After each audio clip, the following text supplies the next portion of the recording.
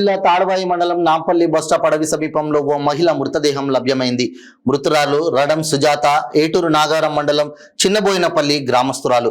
గత 20 ఏళ్లుగా కాటాపూర్ అంగన్వాడీ సెంటర్లో టీచర్గా పనిచేస్తుంది. విధి నిర్వహణలో భాగంగా కాటాపూర్ వెళ్లి వస్తుండగా ఈ ఘటన చూసుకున్నట్లు పోలీసుల విచారణలో వెల్లడైంది. కాగా తునికాకు కూలీలు ఇచ్చిన సమాచారం మేరకు జరిగిన ఘటనపై పోలీసులు దర్యాప్తు జరుపుతున్నారు.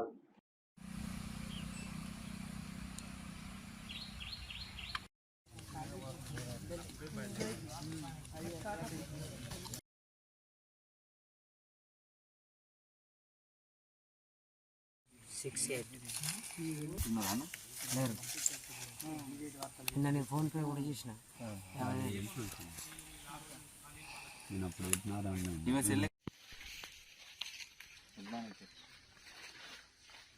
హలో